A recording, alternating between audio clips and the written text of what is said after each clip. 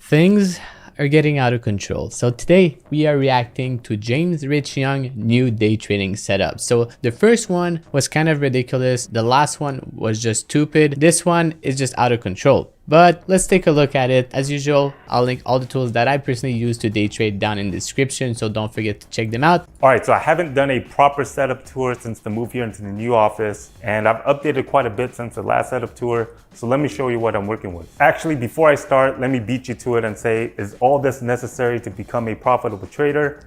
Absolutely not.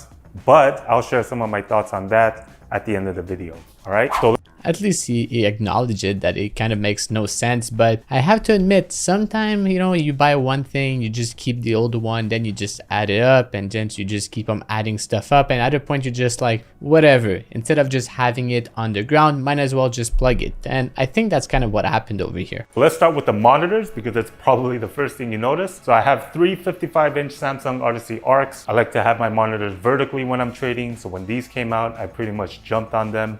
These are the biggest vertical monitors you can buy at the moment. And I already did a full review on them if you want to check that out. This is the point just over here that it just makes absolutely no sense. I'm sure he's not 4 foot tall, but these screens are just so huge. And I don't know about all the curve, like really how it is for day trading. Just the fact that when you're looking at chart, you're gonna have like weird angles. So I don't know if like when you just look at the horizontal line, it actually becomes horizontal, or it kind of like curves. I don't know, just a thought about that. And I already did a full review on them if you want to check that out. But long story short, not worth the full price tag. And I returned them initially at release and ended up rebuying them when they went on sale for over 40%. Because the initial price for this is quite expensive. Let's take a look. About 4,000 bucks each monitor. So 3 of them, about 12 grand. It's not cheap. On my old monitors, I used to trade on 4 of these.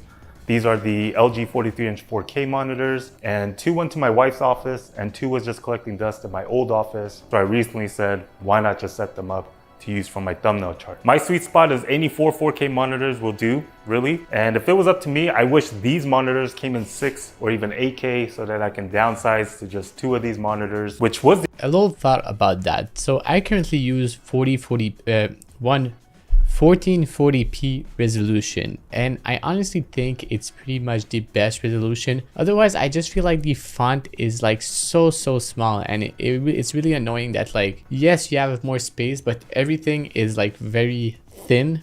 Especially when you're looking at your level 2, it's like it becomes like micro, and you just have to zoom all your platform out, so you end up not having that much more space. But at the time, I didn't realize that it's the resolution that matters, not the screen size.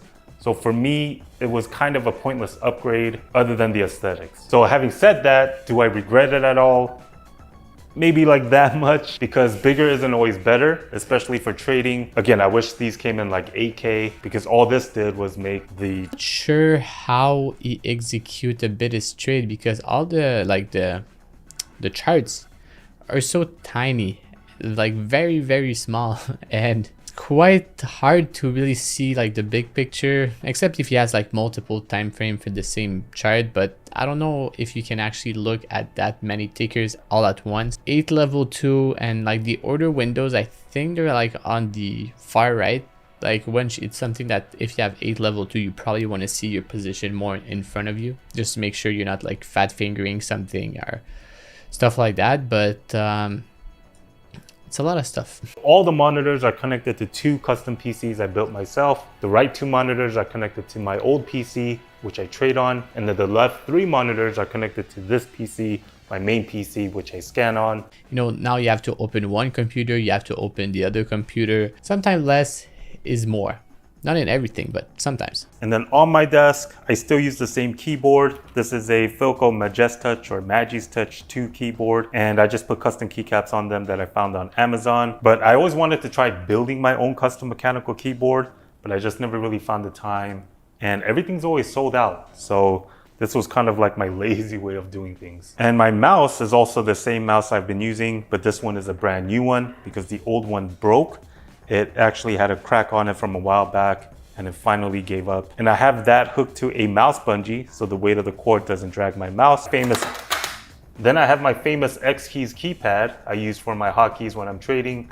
I trade on 2 different platforms, and this allows me to quickly get in and out of trades on both. I think this was built mostly to use for editing, but I found it works really great for trading as well. I never tried the Elgato like key thing, something similar that he's using, but what I did is I upgraded this keyboard, but it has this like extra set of like keys over here. So these are pretty nice to add odd keys, and it just gives me just enough. I use all the F keys for like my short setup and my numpad for all the long setup, and if I want to change the share size and all of that stuff, I use the keys on the side of the keyboard or to cancel orders and stuff like that. I think it's very efficient, and it doesn't have to make me look like a DJ whenever I'm day trading. That's the best part. I always have a calculator to calculate things, my share sizing sheet, which I made a full video on what that's for, and everything is connected to 3 backup power supplies. The last thing I want is for the power to go out when I'm trading, so this gives me time to manage or exit positions if I need to and not get fucked over. I remember in one of his last video, I kind of talked shit about having 2 ISPs, so internet service provider, and now I'm starting to feel like it's the minimum because my router just stopped working for random reason, and it worked for a year non-stop, and they had to send me a new router, which was here the next day. But it just absolutely ruins your day, and it's not true that all your platforms are going to load on your hotspot if there's a problem, right? To help accommodate the monitors, the main desk is the Carlby countertop. It's the one that's 42 inches deep, just so I'm sitting further back and not killing my neck on the big monitors. And to get the length right, what we had to do is put 2 of them together. Of course, I've looked into tables that were just one piece that matched my specs that I needed, but the cheaper ones were running for like $3,000–4,000. And then when I'm not standing, I still have the Herman Miller embody chair that I've had for a while now. So that is my setup. And like I mentioned before, all of this is absolutely not necessary for me to do what I do, but I'm at a point in my career where I can have nice things. He seems like a humble guy, but the setup is just absolutely useless. You know, I think there's just a bit too much. He could have like one really nice day trading setup and one other setup to do other stuff, but I'm not him. I'm not here to judge. I was just here making a video. Hope you enjoy. As usual, all the tools I use to trade are linked in the description. Thanks for watching. Peace.